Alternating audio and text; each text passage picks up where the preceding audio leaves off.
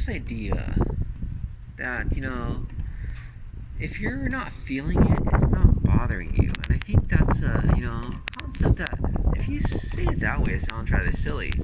But I think a lot of times people say if it feels right, it's good, right? Or if you don't feel bad, it's not bad for you. And we all know that's not true, but just to put into more precise terms, I think what I would say is decreased sensitivity does not equate to tolerance. So I'm sitting here, I'm sitting on my butt. Initially when you sit down, you feel the chair underneath you. After a while, 10, 15 minutes, you don't feel the chair underneath you. Obviously, the chair hasn't disappeared. We say, yeah, we become desensitized. Our sensitivity has decreased. That happens with many things. If you eat spicy, you could keep on eating more and more spicy. Your sensitivity to spiciness decreases. If you just started, maybe, jalapeno pepper will make you tear. But after you've eaten it for a while, jalapeno, you're like, oh, whatever, I pop it like nothing, right? It's not till you get to habanero that really makes you, or an Indian ghost pepper. But we often think that if we don't feel it, if we don't experience it, it's not bothering us. And I think that's confusing the term tolerance with sensitivity. You could be very sensitive to something, like you could hear little sounds. You could, be sleeping on a bed and feel that little pee underneath on the very bottom. That's being sensitive.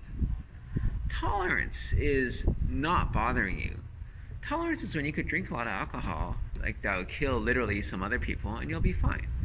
Some people take lots of narcotics and they're tolerant. We say that they could take an amount that would literally kill me because I'm not tolerant to it. Tolerant means it doesn't bother you. Sensitivity just means you don't feel it. The best example I could give is if you think about people who are born without sensation. You might have heard those stories about someone who can't feel in their hands. And you would say, wow, that's so wonderful, right? You can't hurt. It's like, well, yeah, that's a protective mechanism. So they easily burn themselves because they can't feel that it's hot. Doesn't mean their body doesn't get burned. It's not like they have superpowers. They don't feel heat, but doesn't mean heat doesn't bother them. So there are two separate things, sensitivity and tolerance. Sensitivity is more of what you feel, how you think, what you're processing, and tolerance is whether or not it actually matters to your body. And recently with all the smoke and stuff, yeah, some people it doesn't bother them. I could tell you that if you're from a country where it's pretty polluted, this may just be normal life. Apparently in Beijing in the winter, it's always 300, for the AQI, and I guess that's just life, where you can't see very far in front of you, just like how it is here right now with all the smoke from the wildfires. But it's not good for you.